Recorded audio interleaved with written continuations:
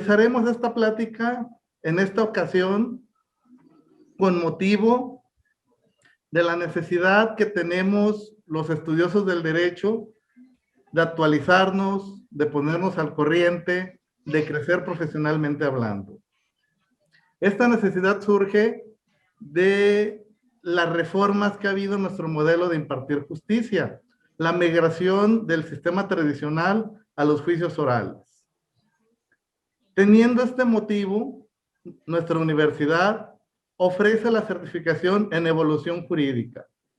En ella ofrecemos la oportunidad de pulir nuestras habilidades en la justicia alternativa y en los juicios orales, además de ciencias auxiliares al derecho, como lo son la programación neurolingüística, la criminología, la criminalística, grafoscopía, entre otras. Es momento de presentar a nuestros invitados que nos ayudarán a darnos una idea sobre estos grandes retos que tiene el derecho mexicano y todas las áreas de oportunidades que tenemos nosotros, los estudiosos del derecho, bajo este nuevo esquema de la justicia oral.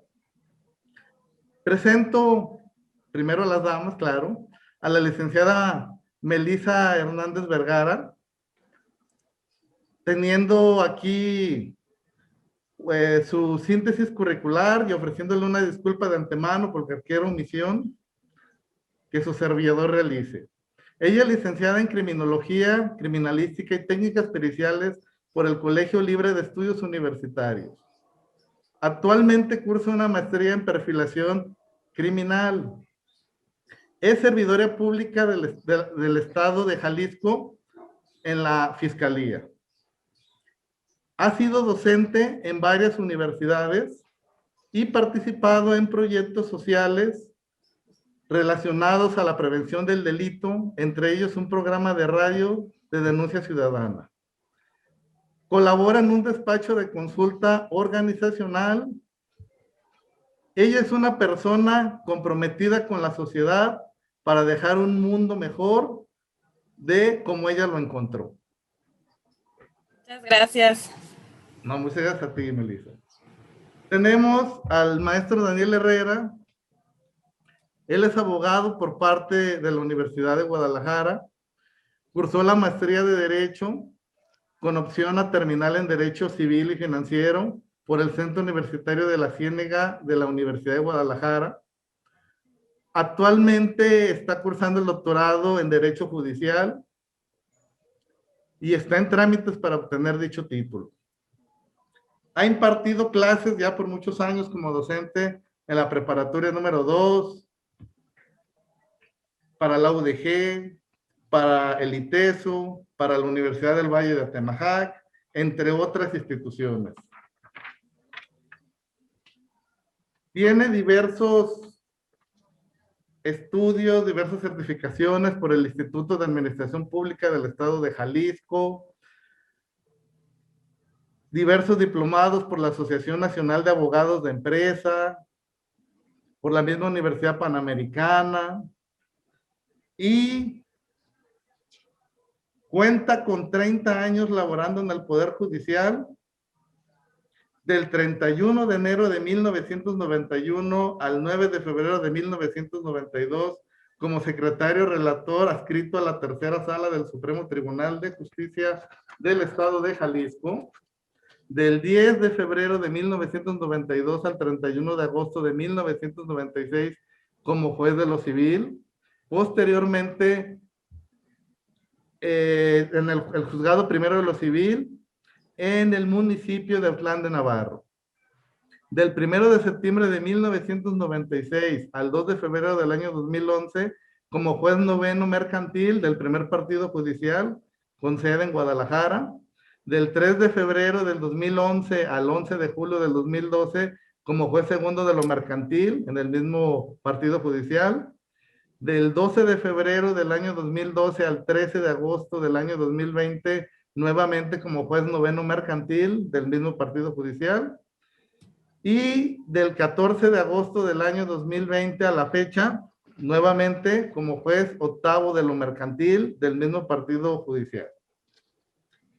Ha participado como asistente, expositor, participante o disertante en múltiples cursos, diplomados, congresos, foros, conferencias. Dándole las gracias, maestro Daniel, por su participación. Gracias, doctor Palomera. Muy agradecido por esta oportunidad. Muy bien.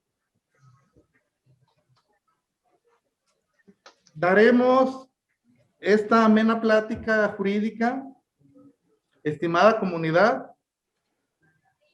realizando 5 preguntas aquí a nuestros invitados, los cuales tendrán 5 minutos como máximo para contestarlas.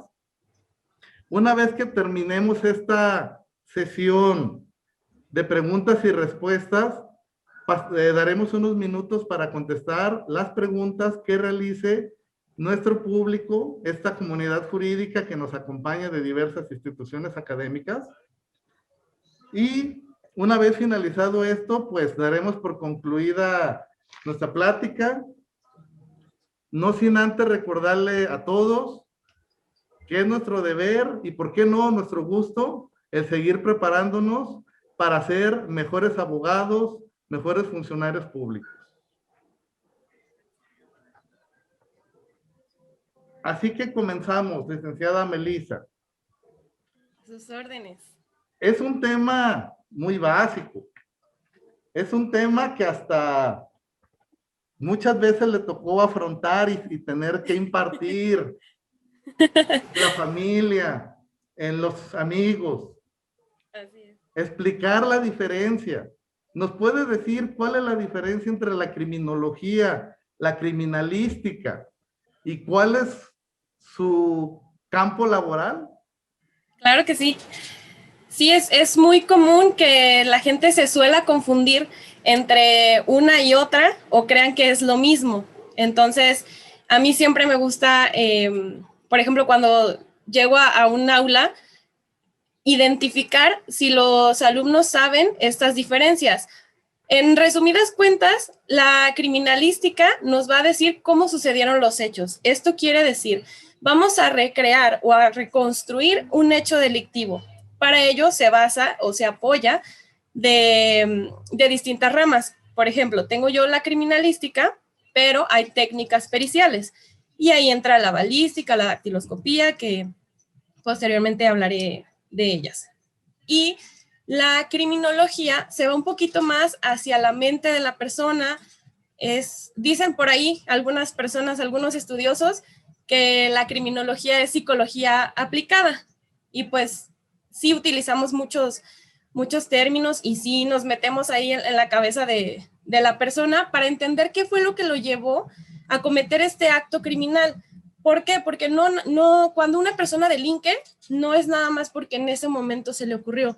Siempre va a haber muchas cosas detrás de esta situación que lo van a llevar a cometer un ilícito. Y eso es lo que nosotros como criminólogos nos toca descubrir, meternos en la cabeza de esta persona para poder decir, ok, esta persona tuvo estos factores que fueron los que lo llevaron a cometer este acto. Entonces, si yo lo pudiera resumir muy, muy simple, es la criminalística te dice el cómo. ¿Cómo fue que, por ejemplo, si tiene una herida con un cuchillo, un objeto punzocortante, pues si es de arriba hacia abajo, de izquierda a derecha. Entonces, el cómo es el que nos va a decir la criminalística. Y la criminología nos va a explicar el por qué. Todas las causas que estuvieron alrededor de esta situación, que a veces pueden ser de años atrás, no necesariamente tienen que ser muy recientes, para que una persona pueda llegar a delinquir.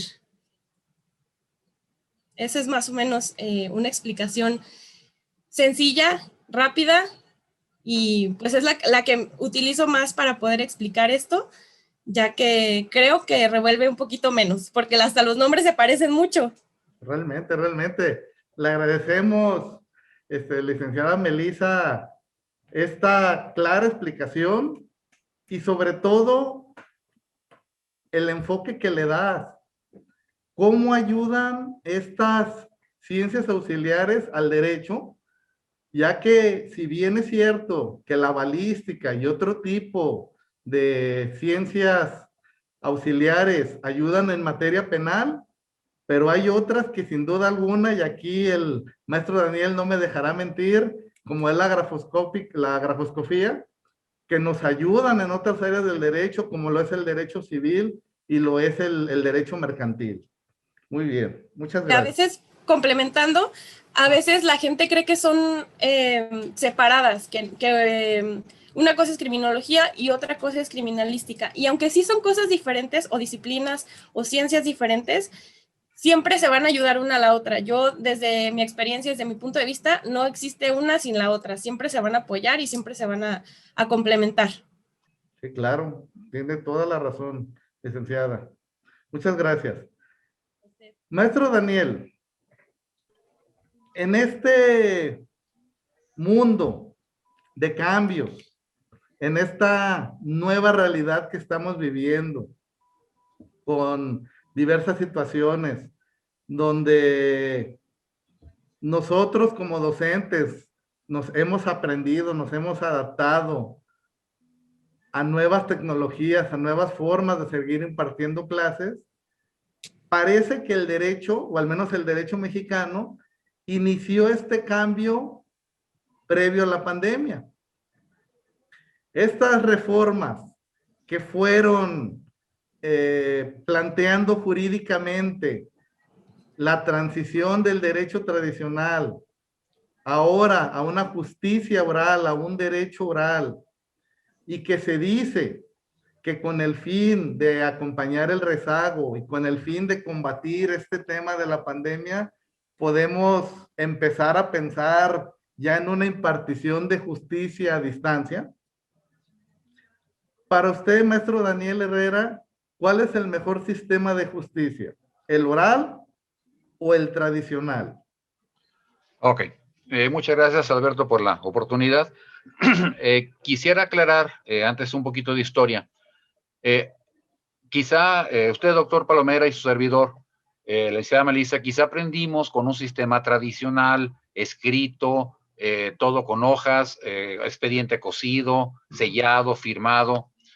Ya en la actualidad, en materia mercantil concretamente, a partir de 2011, que sale la primera reforma, pues ya se implementan los juicios orales, que iniciaron a aplicarse ya el 1 de julio del año 2013.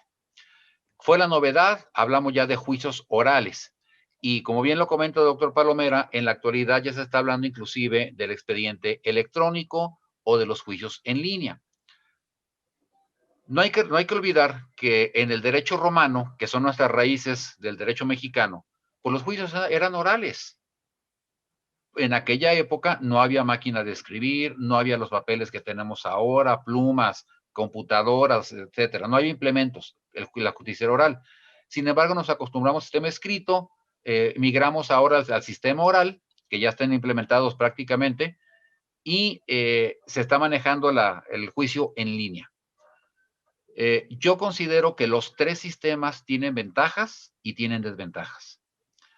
Sistema tradicional, un poquito lento, más formal, más cartular, pero todo queda por escrito y sabemos que los papeles prácticamente duran toda la vida. Juicio oral, son juicios relativamente rápidos, sin embargo, son muchas cosas que hay que hacer en un solo momento.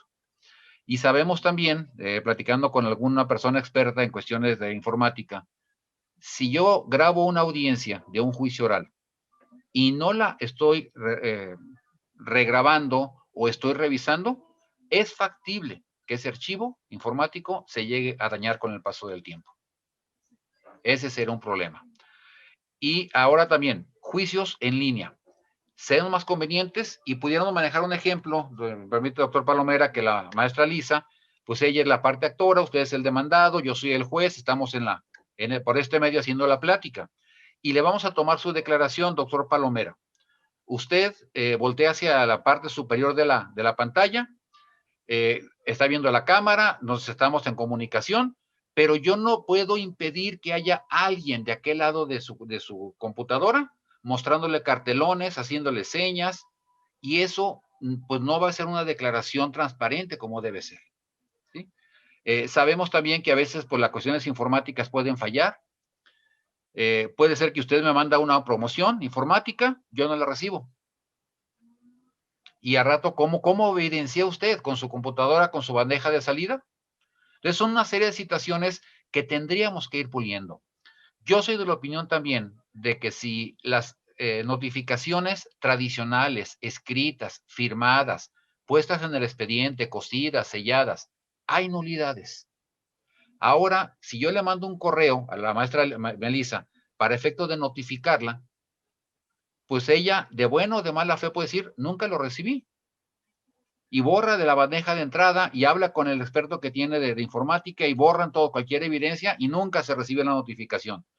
Se requeriría también, yo soy de la opinión, independientemente del sistema, que los tres son buenos o los tres son malos, yo invocaría, doctor Palomera, si me lo permite, un poquito más de deontología, ética y profesionalismo en todos los profesionistas, no únicamente los abogados, ¿sí? Habemos abogados muy tranzas y habemos abogados muy rectos. Y hay arquitectos buenos, arquitectos malos, médicos, contadores, y podemos hacer abrir todo el abanico de carreras y siempre vamos a encontrar gente buena y gente mala. Porque el que falla es la persona, no es la profesión. Entonces, yo soy de la opinión que los tres sistemas son buenos en su medida. Quizá el inconveniente o la idea que traemos ahorita es que los juicios escritos o tradicionales, pues no sirven, son muy lentos, son muy largos. Yo lo atribuyo más a la carga de trabajo. El día que un juzgado oral, penal o mercantil o familiar o civil o laboral, que ustedes quieran, reciba 2,000, 3,000, 4,000 asuntos, no va a poder. Y se va a empantanar el asunto. Y va a ser igual de lento. ¿Sí? No sé si contesté la duda. Muchas gracias, maestro Daniel. Sí, sin duda alguna, el exceso de la carga de trabajo de los juzgados, con 4,000 expedientes al año, aproximadamente por juzgado mercantil, más el rezago que se tiene de los años anteriores, pues sin duda alguna es lo que crea este conflicto. Y pues aquí pienso y creo que muchos de la audiencia, de nuestros invitados, del público que nos está escuchando, estará de acuerdo de que, al igual como usted lo dice, que los tres sistemas son buenos o los tres sistemas son malos, tienen sus virtudes y sus defectos, la idea y la solución, independientemente del sistema, es la apertura de más juzgados. Sí. Muy bien, otra posibilidad, si me permite, doctor Palomera, en la actualidad pues se le da también mucho auge a los medios alternos de solución de conflictos. Yo le puedo manejar mi experiencia, años 80 yo estaba litigando, y era muy normal que en media hora arreglamos un asunto a los abogados. Como que se nos vendió la idea de que no, todo tiene que ser pleito, litigio, y se empezaron a empantanar los juzgados. Retomar otra vez esa idea de rápido facilitar la solución, de llegar a un arreglo. Desde luego, pero ahí, como usted comenta, es mucho fomentar la deontología jurídica, maestro. Es mejor un buen arreglo que un buen juicio. Aunque digan que es un mal arreglo, pero bueno, esperemos que sea un buen arreglo. Esperemos que sí. Muy bien, maestro, gracias. Licenciada Melissa, como estamos viendo, y pues es el tema de esta plática jurídica que tenemos sobre los retos que tiene este nuevo sistema, nuevo entre comillas, claro, porque como bien lo menciona el maestro Daniel, siempre ha habido justicia oral en México y pues la materia laboral siempre ha sido con esta característica. Para usted, ¿cuáles serían algunos de los retos que enfrentan los policías o servidores públicos bajo esta nueva forma, entre comillas otra vez, de impartir justicia? Claro, pues creo que va también muy de la mano con lo que comentaba el juez Herrera.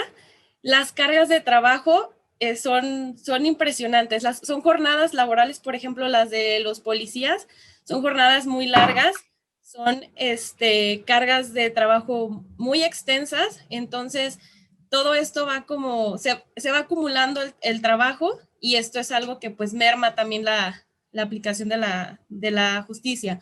Otra cosa que me he percatado es que no hay suficiente, bueno, sí hay capacitaciones, pero nos falta todavía capacitar mucho más a nuestros servidores públicos.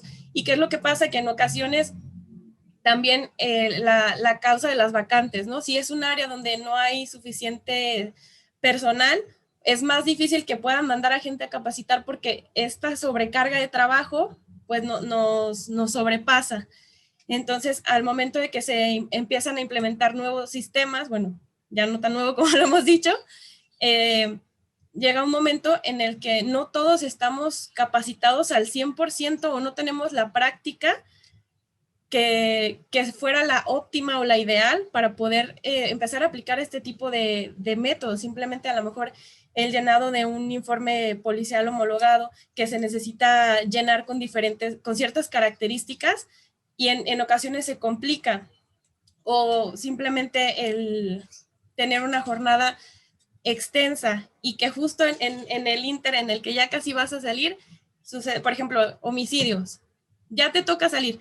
Y entonces, en eso llega un servicio. Es muy pesado también para el policía o para el servidor público llevar todo este proceso con la carga tan grande de trabajo que tenemos.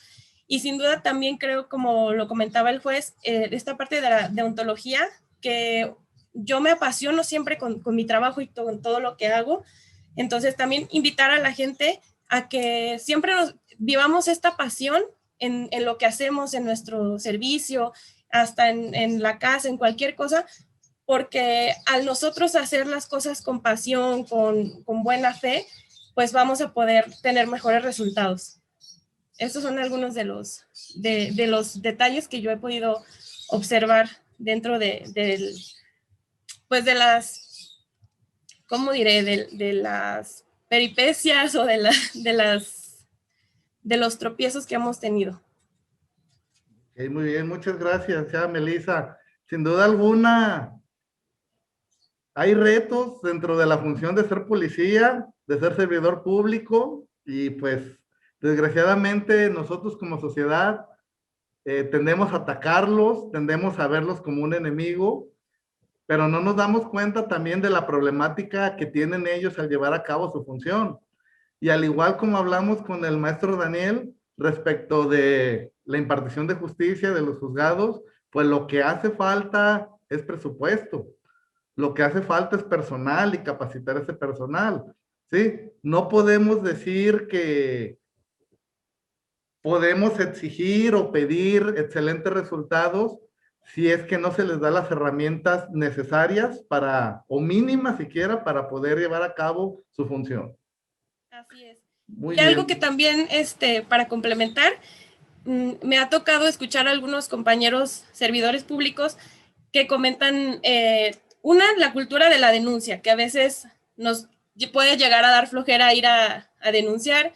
Entonces, esto también no nos da las armas a nosotros como servidores públicos de poder apoyar al ciudadano. O hay veces que se comete un robo y logran detener al sujeto y ya la víctima ya no quiere continuar con el proceso. Entonces es cuando el sujeto puede salir libre y aquí se crean como estas contradicciones y a veces también por eso el ciudadano tiende a decir, es que lo van a soltar. Y por ejemplo, yo a veces me encuentro como, sí soy servidor público, pero también soy ciudadano y entonces entiendo las dos partes y yo en ocasiones sí me encuentro en una postura un poco más complicada porque entiendo al ciudadano y entiendo al servidor público. Sí, sin duda alguna. Y es como dicen, un círculo vicioso el que se tiene aquí. Sí, tal vez sí lo van a soltar, pero lo van a soltar porque tú ya no seguiste gestionando que se te haga justicia. Exacto. Y aprovechar que ahora que podemos, la víctima puede aportar diferentes indicios, pruebas. Esto nos viene a beneficiar muchísimo, pero pues no todo lo toman en cuenta. Muy bien, sí, sin duda alguna. Y ahí no solamente es capacitar al servidor público, también tenemos como sociedad, como ciudadanos, que capacitarnos y conocer todas estas herramientas y todos estos derechos que tenemos. Partiendo de ahí, habría un gran cambio, la verdad, pienso yo. Exacto. Muchas gracias, licenciada. Maestro Daniel, hemos comentado sobre la calificación de decir cuál sistema es mejor. Su plática, su comentario nos da mucha luz respecto de este tema, pero quisiéramos saber cuáles son las diferencias del sistema judicial oral y del sistema tradicional. Correcto, doctor. Bueno, sabemos que el sistema tradicional, todo tiene que hacerse por escrito, agregarse al expediente en orden cronológico y todo tiene que ir firmado. ¿Sí? Ese digamos que es un sistema tradicional. Se presenta la demanda por escrito, el juzgado la recibe, pone un auto emisoro por escrito, va y se emplaza al demandado, se levanta el acta por escrito, comparece el demandado por escrito a contestar la demanda, se pone el auto respectivo por escrito, se da vista a la parte actora, contesta por escrito, desahogo de pruebas, todo se hace por escrito. Ese es el sistema tradicional. En el sistema oral, todo mundo trae la idea de que tiene que videofilmarse todo. Primer problema, señores, no es así. En los juicios orales mercantiles, cuando menos, en la oralidad mercantil, la parte postulatoria, lo que es fijación de la litis o demanda, contestación y vista, todo es por escrito. El sistema de audiencias, la audiencia preliminar y la audiencia de juicio, sí es factible que se videofilmen si se cuenta con los implementos necesarios. Aquí en Guadalajara, hago la aclaración, doctor, bueno, ya ahorita nos reacomodaron, ya somos 19 juzgados mercantiles. Los 10 tradicionales y los 9 que eran orales mercantiles. Ahora ya somos del 1 al 19. Con la diferencia de que del 1 al 4 nada más conocen tradicionales. Del 5 al 10 conocemos de las dos materias, orales y tradicionales. Y del 11 al 19 solamente conocen de orales. Aquí tenemos audiencias, tenemos cámaras, tenemos salas, tenemos toda la implementación. Ciudad Guzmán y Ocotlán tienen juzgado especializado en mercantil y tienen sala de audiencias, chiquitas si quieren, pero tienen sala de audiencias, tienen sistema de grabación y tienen cámaras. Pero todos los demás juzgados, señores, comenzando Puerto Vallarta, Chapala, Tepa, Arandas, Mascota, Unión de Tula, Colotlán, La Chona, ellos no tienen sala. ¿Cómo van a llevar los juicios mercantiles orales? Dice el Código de Comercio, y casi parafraseando la textual, dice que la información que acontezca en las audiencias podrá plasmarse en cualquier elemento electrónico o en el que se considere adecuado. Y ante la falta de cámaras, señores, el único sistema que a mí se me parece adecuado es hacerlo por escrito a la antigüita. Entonces, falta todavía, como bien comenta el doctor Palomera, pues presupuesto, implementación, varios jueces, yo conozco varios jueces, sobre todo del interior del estado, que les da miedo entrar a manejar una audiencia oral. Ya no digamos abogados. Entonces, falta todavía capacitación.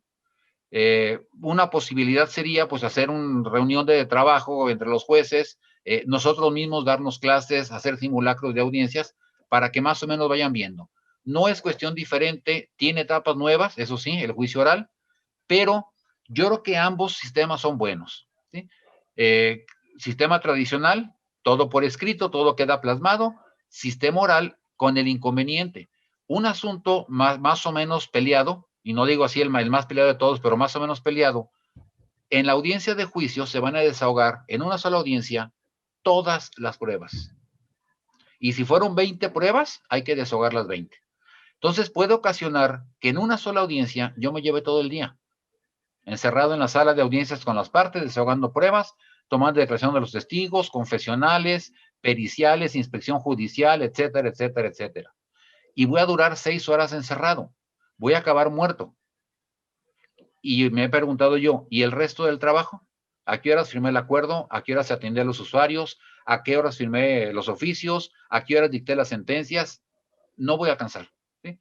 Entonces también, como bien comenta el doctor Palomera, yo creo que es necesario tener un poquito más de sensibilidad y advertir que se está trabajando con exceso de número de expedientes.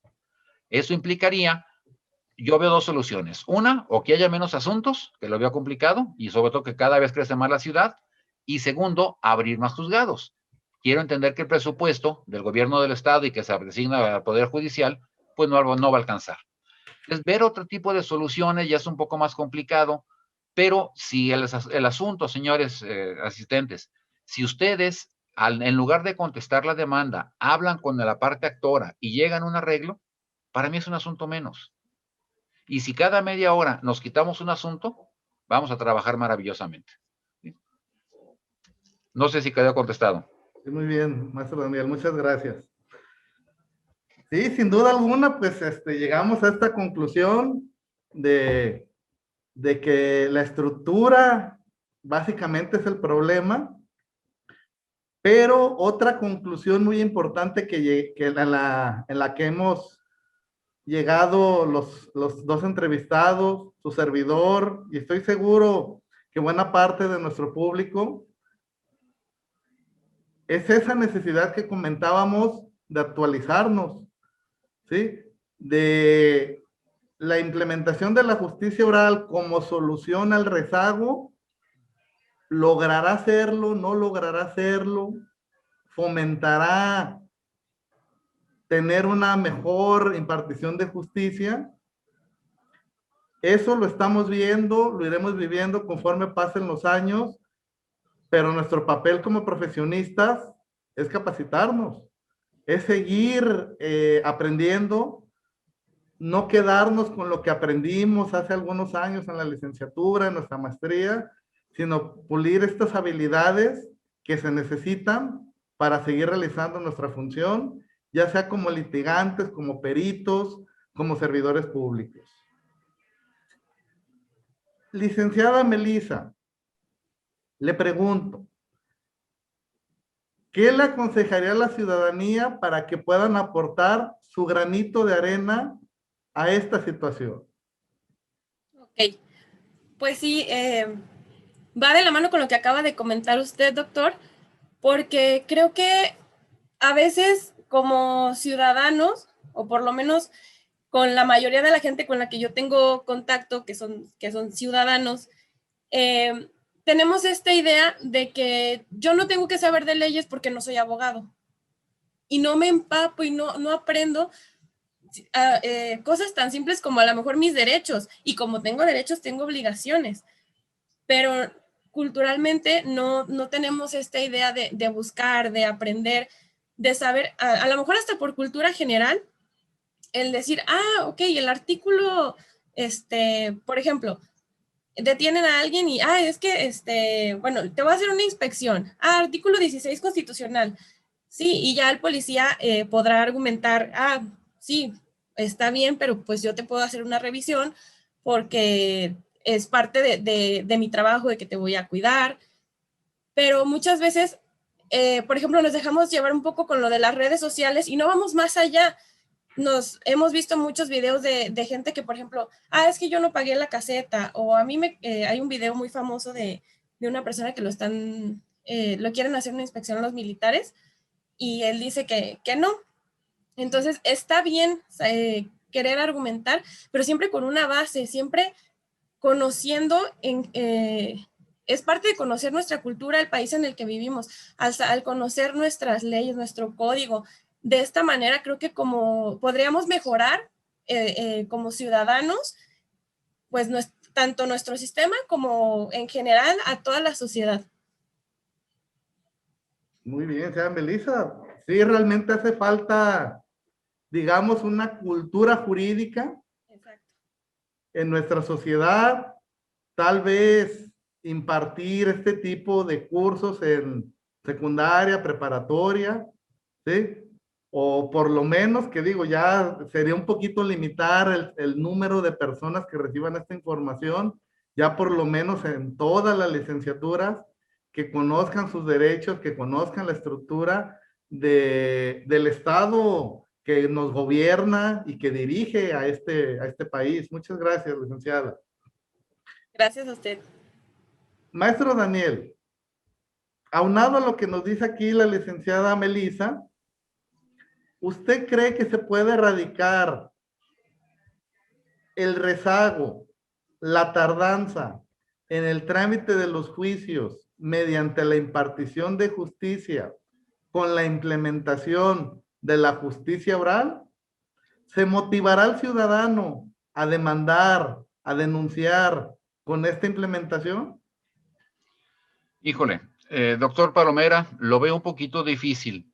Sobre todo yo comentaba que tanto en materia penal o en la justicia oral penal, platicando con los compañeros jueces me comentan que cuando ellos tienen, por ejemplo, una audiencia de vinculación, pues a veces son 12, 14, 16 horas que tienen que estar encerrados. No son en todos los casos 8 horas, 10 horas de estar en la audiencia por los argumentos, por todas las etapas que tiene que llevar.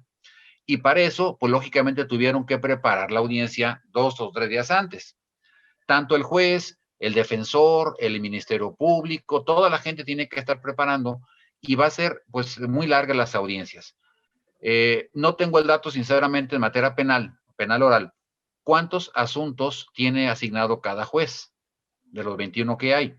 Acá en mercantil yo he comentado, por ejemplo, que, reitero, en lo personal yo cada año más o menos recibo 4,000 asuntos. Tratamos de, en la medida de lo posible, estar al corriente. No pueden caminar muy rápido los asuntos, tenemos una capacidad física. Hay compañeros que están comentando que la justicia oral mercantil, pues sí es muy rápida, que en 3 meses están terminando un asunto, con la diferencia. Ellos reciben, en promedio al año, 400 asuntos, o estaban recibiendo. Yo he comentado con algunos compañeros, concretamente con el juez 11 mercantil actual, el licenciado Pepe Quintero, y yo le decía, a ver, Pepe, si la idea es que nos revolvamos y yo el año que entra voy a recibir 2,200 y tú vas a recibir 2,200, pues para mí va a ser un alivio en la carga de trabajo. Para ti va a ser la muerte. 2,200 asuntos va a implicar 4,400 audiencias. En promedio va a tener que desahogar de 20 a 24 audiencias por día, en día hábil. No va a poder. ¿Qué va a propiciar esto, señores? Que como se llenó mi agenda y yo nomás puedo desahogar 3 o 4 audiencias al día, pues voy a empezar a señalar para dentro de un año la audiencia preliminar y el año siguiente la audiencia de juicio. Se va a entretener. Insisto, el problema, señores, es carga de trabajo. Si tuviéramos menos asuntos o hubiera más juzgados y por lógico tuviéramos menos asuntos, se pudiera manejar mucho mejor. Insisto y ratifico, señores, el llegar a un arreglo es una solución. Si todo mundo fuéramos conscientes o fuéramos un poquito más rectos y yo aceptara que le debo a la maestra Melissa 50,000 pesos y viene a cobrarme y yo reconozco que le debo, pues era buscar la solución y decirle, mira maestra, me fue mal, aquí le van 5,000 de abono, espéreme tantito. Y a lo mejor ella espera 15 días, un mes más, y luego le doy otros 10,000 pesos de abono y me sigue esperando. Es tener la buena voluntad, señores. No amacharnos a decir, pues es que el abogado me dijo que no voy a pagar nada. No, señores, la deuda existe, yo reconozco que le debo dinero. Aceptarlo, quizá negociar los intereses, quizá pedirle plazo, pero si yo acepto, yo estoy consciente que debo, hay que reconocerlo. Y con esto, ¿qué vamos a lograr, señores? Un asunto menos. El que ya llegó a juzgado, bueno, vamos a tratar de negociarlo. Otro asunto menos. Y así, como paso a pasito, vamos a ir quitando asuntos y realmente va a haber los que no tienen solución o los que de plano ya no hubo forma de llegar a un arreglo. Entonces, no es tanto de un sistema oral el que sea mucho mejor o más rápido. Depende carga de trabajo. Insisto, si el juez oral mercantil recibe 2,000 y tantos asuntos, se va a volver loco. Y van a tardar 2, 3, 5, 10 años en terminar un asunto. Lo que está pasando con nosotros por la carga de trabajo. Entonces se requeriría, pues, o minimizar carga de trabajo, aumentar juzgados, o que nosotros ciudadanos busquemos la manera de evitar llegar a juzgados. Puede ser una posibilidad, señores, se manejó hace mucho tiempo, la posibilidad de que antes de presentar la demanda, la maestra Melissa y su servidor, como aparte de acreedora y parte deudora respectivamente, fuéramos a lija previamente y tratáramos de llegar a un arreglo. El problema en aquel entonces, el licenciado Rafael Castellanos, que era el titular, pues me comentó, me dijo, Daniel, es que no tenemos capacidad para atender tantos asuntos. Les insisto, si cada juzgado recibe 4,000 asuntos tradicionales y somos 10, serían 40,000 asuntos al año, más los orales, más los familiares, más los civiles, más los penales. No tienen la capacidad, no se puede. Volvamos a lo mismo, falta de personal, falta de instalaciones. Para tener 40,000 o 50,000 u 80,000 asuntos al año, ¿cuántos asuntos tienen que manejar en forma diaria? 2,000, no van a poder. Entonces, como que es una cadenita, doctor Palomera, no es la implementación de un nuevo sistema o poner los juicios en línea. Es un montón de factores que hay que estar atacando para efecto de poco a poco ir bajando la carga de trabajo. Queda a sus órdenes. Muchas gracias, maestro Daniel. Sin duda alguna es muy importante el papel que tiene el IJA en esta implementación de la justicia oral en México. Como usted lo acaba de decir, el IJA no tiene los recursos suficientes, al igual que el Poder Judicial tampoco los tiene. Pero es ahí una gran oportunidad para nosotros, estudiosos del derecho, de capacitarnos en los 3 sistemas, en los 3 medios alternativos de solución de conflictos, como es la mediación, la conciliación y el arbitraje, y nosotros ser un filtro junto con el IJA para bajar la carga laboral de los juzgados y que sea más eficiente esta implementación y la impartición de justicia, sin duda alguna. Licenciada Melissa, dentro de su labor, ¿cuáles son las principales técnicas periciales utilizadas para esclarecer un hecho que se haya dado? Ok. Bueno, cuando yo me inicié a estudiar todo esto tan bonito que es la criminología y la criminalística, me explicaba, me gustó mucho esa explicación que escuché de algún maestro que decía que estudiar criminalística es como decir, soy médico general. Y entonces de ahí partes para alguna rama en específico. Entonces, actualmente, pues la criminalística de campo se utiliza casi de base. Tenemos la dactiloscopía, que pues es el estudio de las huellas dactilares. Tenemos fotografía forense, tenemos hasta, hay algunos peritos dedicados a la evaluación de los bienes. Tenemos grafoscopía, que bueno, a mí esa materia también me parece bastante interesante. Entonces, es un conjunto de técnicas que podemos combinar para poder lograr esclarecer algún hecho o acto delictivo. También, por ejemplo, está la balística, y todo esto nos va a ayudar a ir haciendo una reconstrucción de hechos que, dependiendo del asunto, es de la rama de la cual nos vamos a apoyar. Pero sin duda la criminalística de campo, desde mi punto de vista, sería la base. Muy bien, muchas gracias. Melissa, como podemos ver, son varias las ciencias auxiliares que tiene el derecho, y no es algo nuevo, no es algo que apenas se esté implementando, pero qué bueno que actualmente se le está dando ese reconocimiento a este tipo de ciencias, porque son necesarias y son fundamentales para tener un derecho, pienso yo, más científico, y que al juzgador se le den herramientas, tanto cualitativas como cuantitativas, respecto de la decisión que ellos van a tener en sus manos y plasmarla en una sentencia. Esto con la ayuda de este tipo de estudios, con este tipo de dictámenes que un perito le puede otorgar a la justicia. Muchas gracias, licenciada. Gracias. Maestro Daniel, ¿usted considera que los abogados y operadores jurídicos están capacitados para implementar el sistema de justicia oral? Ok. En ese sentido, doctor, y usted ya lo comentó hace un momento, Yo creo que nos falta capacitación y sobre todo yo estoy convencido, señores, que nunca vamos a acabar de aprender. Podemos tener 20, 30, 50, 70 años de egresados ejerciendo el derecho, ya sea como profesionistas independientes, como funcionarios, y vamos a seguir aprendiendo.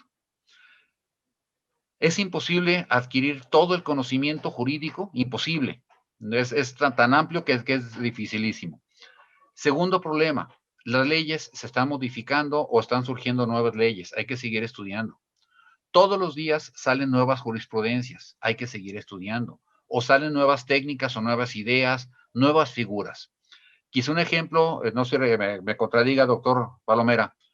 Si hablamos ahorita a un abogado viejo de los daños punitivos, pues no va a saber qué estamos hablando. Es una figura relativamente nueva, implementada, pues sobre todo impulsada mucho por el ministro Arturo Saldívar Lelo de la Rea, el actual presidente de la Corte. Es una figura relativamente nueva. Los derechos humanos, los que aprendimos garantías individuales, pues nos hablaron así como que qué es eso y el principio de convencionalidad y que el bloque de constitucionalidad, pues hubo que ponernos a estudiar, señores. Los que ya teníamos mucho tiempo de haber aprendido, pues tuvimos que reaprender otra vez. Sin embargo, doctor Palomera, y es un mensaje indirecto para los compañeros alumnos, es triste, por ejemplo, que yo en lo personal veo abogados que después de 8 años de instaurado o iniciado el sistema oral mercantil, ojo, 8 años después, hay abogados que no saben cómo se lleva un juicio oral. No obstante de que ha habido infinidad de cursos de capacitación sobre el juicio oral mercantil, yo en lo personal he participado, yo creo cuando menos como expositor en 200 ocasiones. En todos los foros que me han invitado yo he platicado qué es el juicio oral, en qué consiste, cuáles son las etapas, qué hay que hacer. Hay que desarrollar habilidades diferentes, como es la oratoria, el saber hablar en un público, el dar pausas a nuestra forma de hablar, en resaltar ciertas palabras importantes, etcétera. Hay gente abogados con título, con cédula profesional, que no saben a la fecha cómo se lleva un juicio oral. Entonces yo creo que sí es necesario, independientemente de que quizá ustedes pueden decir que yo soy bueno, yo me considero un mediocre, sigo aprendiendo y voy a seguir aprendiendo toda la vida. Entonces, si ahorita a mí me invitan como asistente a un curso sobre juicio oral, yo me meto y algo aprendo. Mucho o poquito, pero algo aprendo y ya es bueno. ¿Sí? Entonces, siempre hay necesidad de seguir estudiando. Ya sea en cursos formales, ya sea en este tipo de eventos, si quieren de un día o de 3 días, o inclusive, señores, nada me impide yo agarrar un libro, el yo agarrar un código y seguir leyendo, meterme por internet, buscar jurisprudencias, estarlas analizando, ver la ejecutoria, ya no es mala jurisprudencia, sino la sentencia emitida por la corte y desglosar toda la información que tiene. Ya es una forma de aprendizaje. Entonces, sí es necesario el capacitarnos. Nunca va a ser suficiente esa capacitación. ¿Qué son sus órdenes, doctor? Gracias, maestro Daniel. Sí, sin duda alguna, es una necesidad que tenemos los profesionistas. A veces caemos en la idea de que terminamos nuestros estudios, viene la graduación y pensamos que jamás vamos a volver a estudiar, a tomar a un libro, en nuestro caso, leyes, códigos, la Constitución, pero pues estamos equivocados con esa idea. Al contrario, es el inicio de estudiar más y el inicio de empezar a ejercer esta bella profesión que nos preparamos 3 años, 4 años, 5 años, dependerá de la institución, dependerá de los periodos como están establecidos, ¿sí? Pero pues sin duda alguna es el comienzo, apenas, tan solo es el comienzo. Gracias, maestro Daniel. Licenciada Melissa, para usted, y preguntándole ya ahorita más directo en su función profesional, ¿para qué sirve un perfil criminal dentro de una investigación? Okay. Primero que nada me gustaría comentar que ahorita estamos muy influenciados por estas series televisivas en las que vemos que tanto como criminólogos como criminalistas, estos profesionistas dentro de la serie llegan, están 10, 15 minutos en un lugar donde se ha cometido un delito y bueno, ellos ya tienen toda la información y en media hora agarraron al culpable, esclarecieron el hecho y entonces tendemos a creer que en la vida real va a ser así y esto pues no siempre sucede, ¿no? Entonces, dejando muy claro que a veces pues tenemos un poquito de más vicisitudes, de más problemas, nada más tener en cuenta que pues a veces sí está padre ver un capítulo de una serie, pero la vida real pues es un poco diferente. Y aquí hablar de este perfil criminológico, el perfil son una serie de características que vamos a buscar en una persona basándonos en los delitos que ha cometido. ¿Qué quiere decir? Que cuando una persona comete un delito, nos da información de esa persona a través de sus actos. Dentro de la criminalística hay varios principios que, bueno, ahorita en el que me voy a centrar es el principio de intercambio. ¿Qué quiere decir? Que cuando yo voy a algún lugar, al que sea, yo me voy a llevar algo de ese lugar y voy a dejar algo de mí en el mismo lugar. Por ejemplo, se me puede caer una pestaña y ahí yo ya estoy dejando algo de mí. Pero a lo mejor yo me voy a llevar en mi ropa una pelusa del lugar donde yo me senté. Entonces, este tipo de investigaciones nos van a ayudar a poder nosotros, como funcionarios, a coadyuvar a las autoridades o a, por ejemplo, en este caso, los jueces, a que puedan tener una mayor visión de lo que está sucediendo y también, pues, el perfil nos da indicadores de quién es la persona cuando no la conocemos y se tiende a usar cuando una persona es reincidente, pero el perfil nos puede ayudar básicamente todo el tiempo. Ahí, licenciada, usted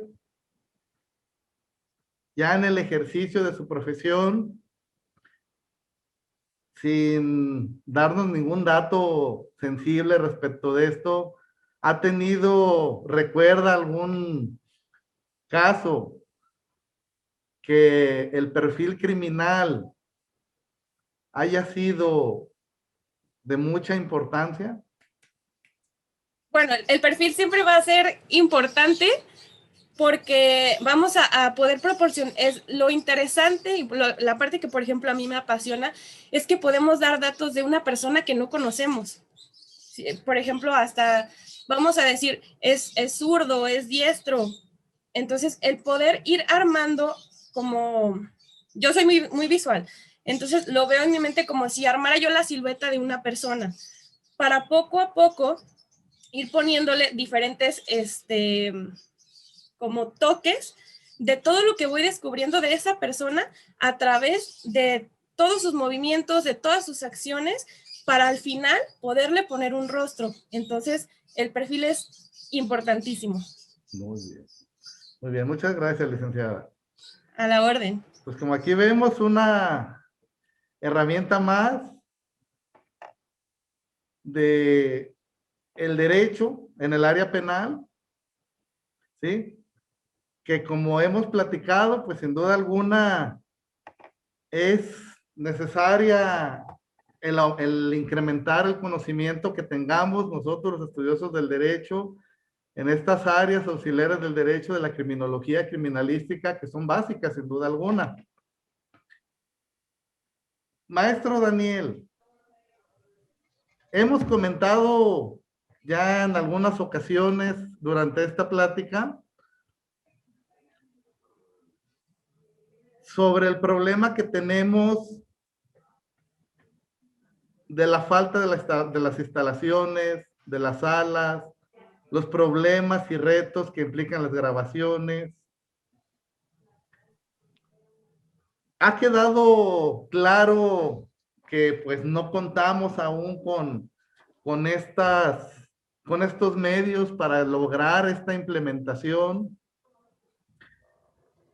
En su opinión, maestro Daniel, a pesar de saber que no contamos con todos los recursos, ¿considera usted que se logra esta implementación de la justicia oral.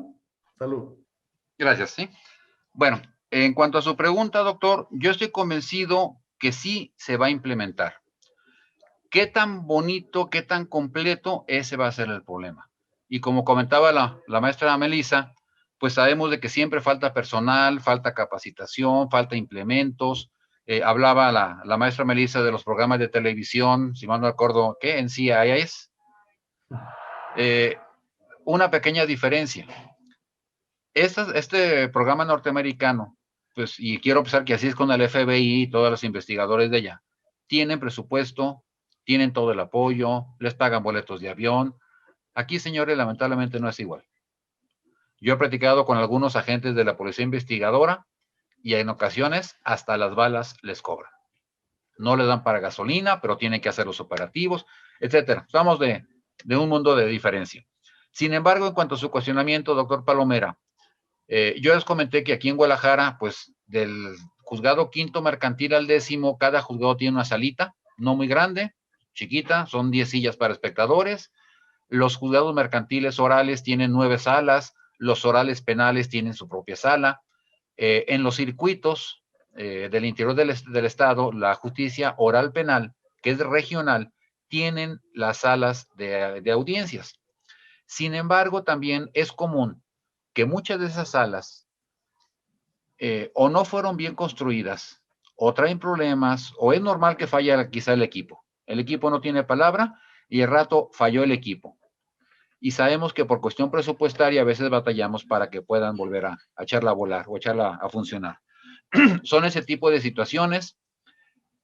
Carga de trabajo ya comentamos. Yo les comenté, por ejemplo, que juzgados importantes, con todo respeto de todos los juzgados son importantes, pero con los que tienen por carga de trabajo o lugar de descripción, Puerto Vallarta, Tepa, Cihuatlán, Ameca, Chapala, no tienen sala de audiencias.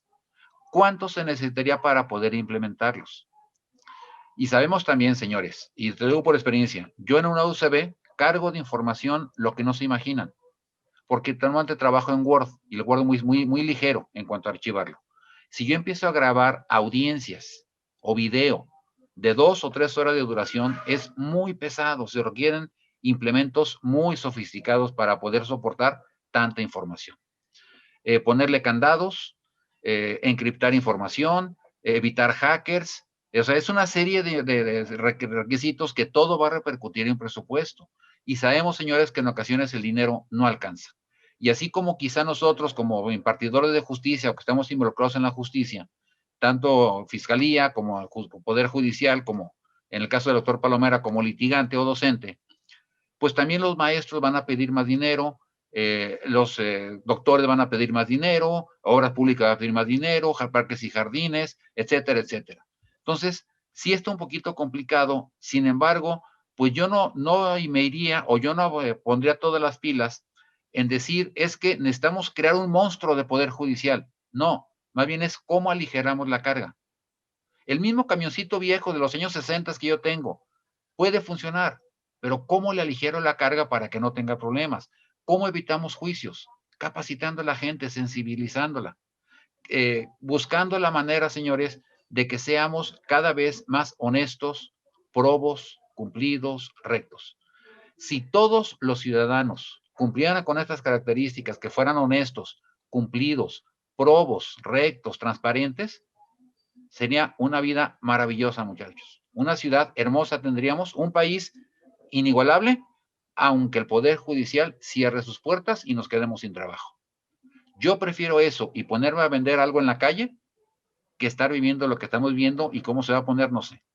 Cada vez es más complicado, cada vez la gente es más deshonesta, no es tan transparente. Es más, ya no es cuestión de que aprovecho el error en que cayó el maestro Palomera. Yo propicio su error para efecto de yo beneficiarme. ¿Cómo evitar eso?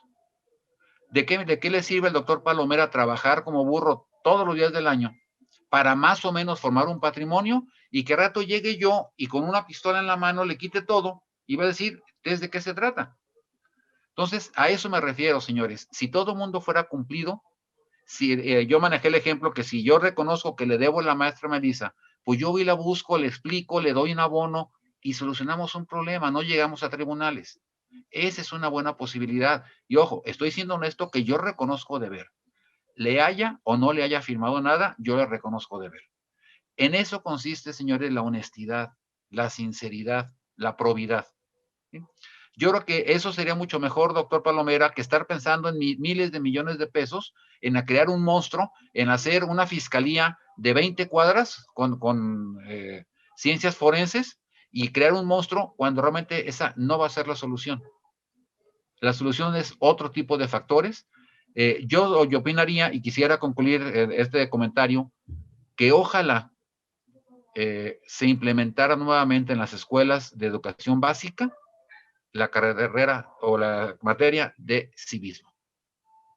Ayudaría mucho para que el alumno o los estudiantes o los niños fueran entendiendo qué es el civismo, qué es vivir en sociedad. Yo he comentado con varias gente que se han leído el contrato social de Juan Jacobo Rousseau. Muy poca gente.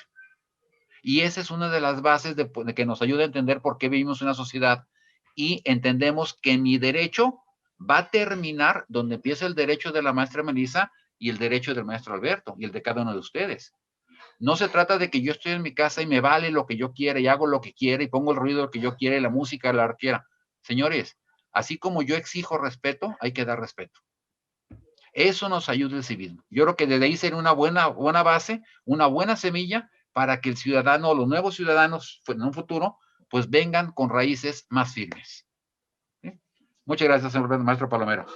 Gracias, maestro Daniel. Totalmente de acuerdo con usted. Decíamos de una cultura jurídica, pero sin duda alguna la base de esa cultura jurídica sería una cultura cívica, con bases, con cimientos en el civismo, sin duda alguna, sí sería un gran cambio.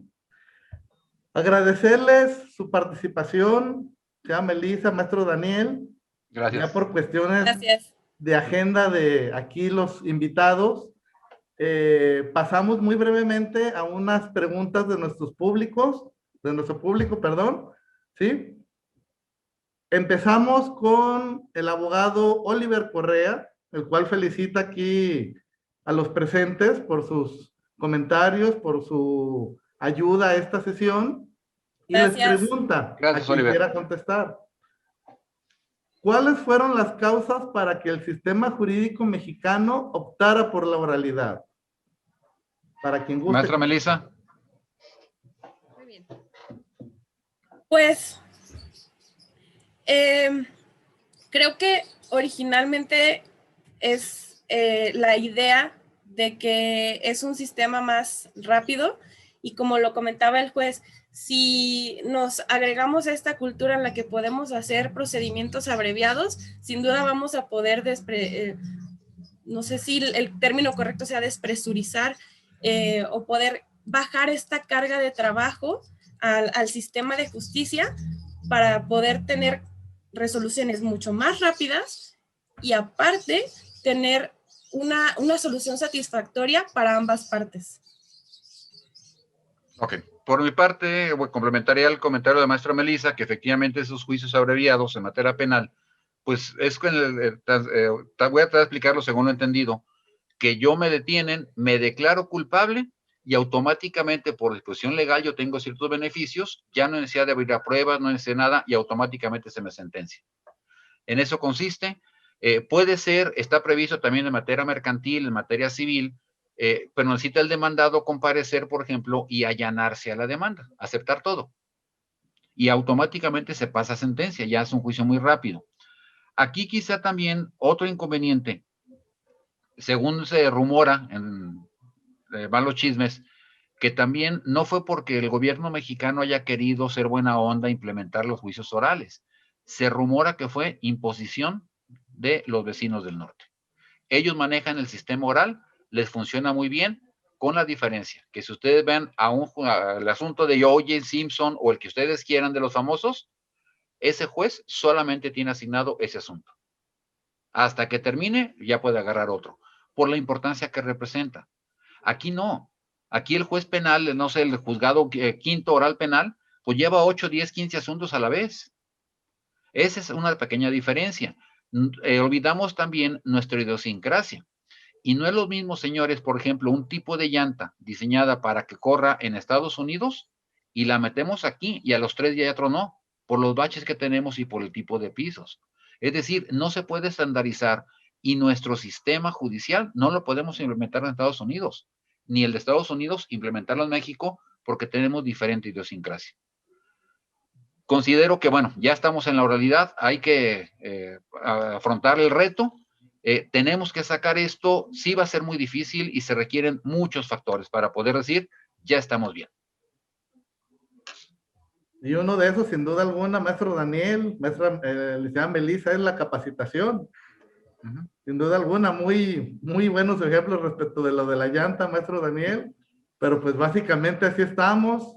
Sí, una llanta estadounidense en un camino lleno de baches aquí en nuestro país, pero pues a pesar de este tipo de situaciones, la única alternativa que tenemos es seguir capacitándonos. Otra de las preguntas de nuestro público, la abogada Ana Ávila les pregunta, ¿cómo va a afectar la práctica de la criminología en el derecho ahora que se va a plantear un juicio oral? Ok. Más allá de afectar, yo creo que es cómo influiría, porque anteriormente, pues, si yo hacía un dictamen, pues nada más lo mandaba. Y ahora tengo que ir a explicar, tengo que fundamentar yo personalmente. Entonces, este tipo de situaciones podrán influir dentro del proceso que así a lo mejor yo, como lo comentaba el juez Herrera, si es una persona que no se ha preparado en su oralidad o con un lenguaje técnico o con una manera de explicar lo que está dando a conocer dentro de un dictamen, es mucho más sencillo que tu dictamen ya no valga. Y no necesariamente es porque la persona no sepa, sino que hay que saber defender nuestro trabajo. Y aquí es donde viene esta parte de reto para nosotros en estas áreas periciales. Ahora, algo que también influye un poco es que los procesos cambiaron. En el antiguo sistema, decir, el médico forense llegaba, hacía su necropsia y listo. Ahora tenemos esta parte de la cadena de custodia. Entonces, el médico forense es el que tiene que ir registrando cosa por cosa, prenda por prenda.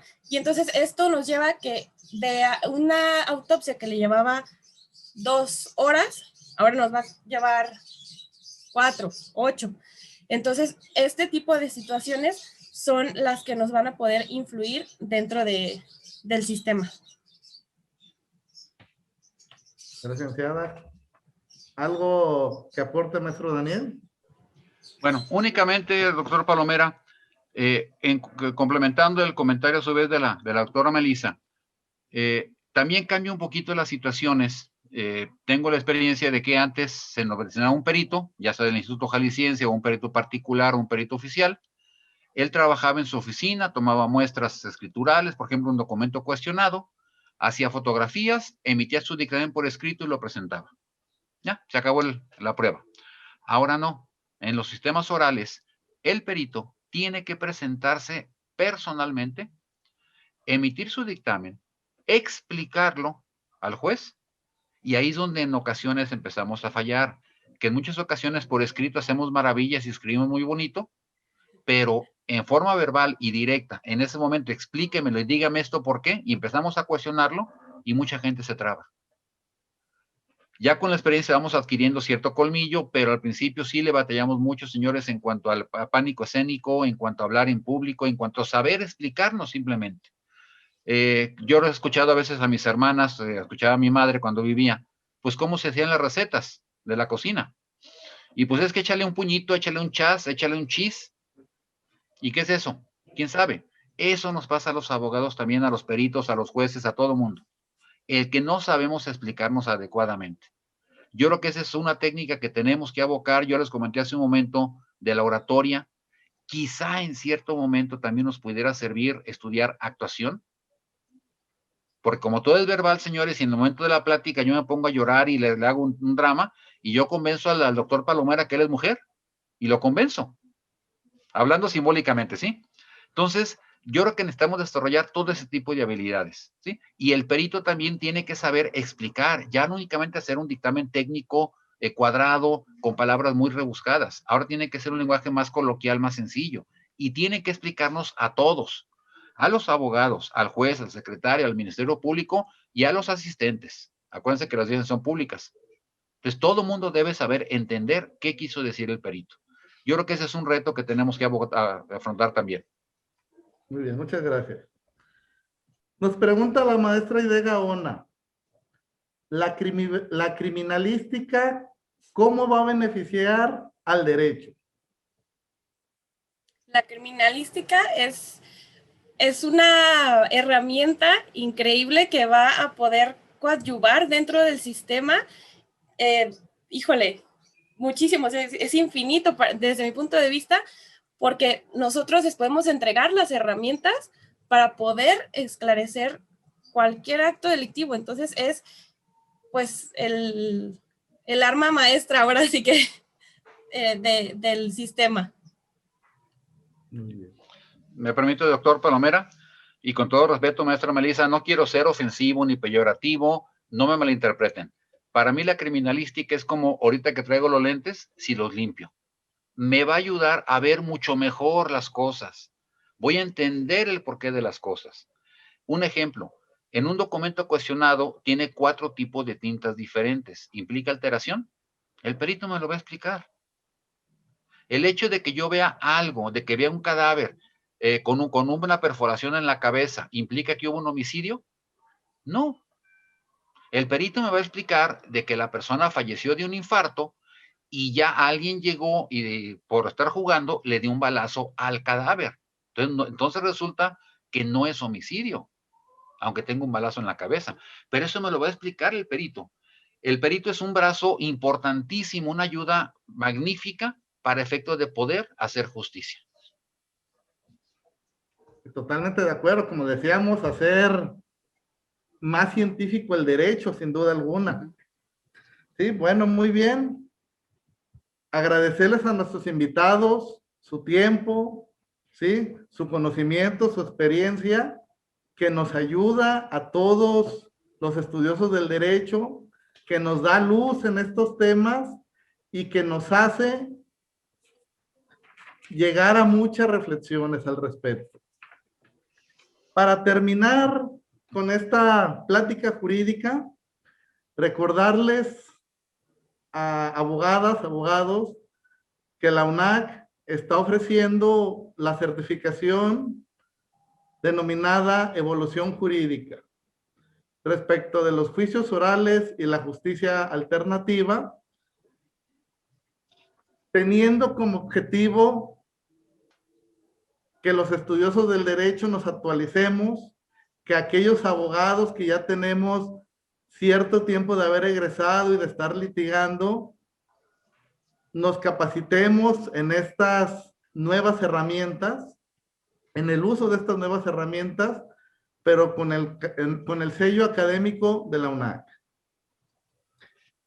Tenemos esta certificación en los planteles de Zapotlanejo y en el de Minerva, aquí en la ciudad de Guadalajara, Jalisco. Va a ser un sistema modular.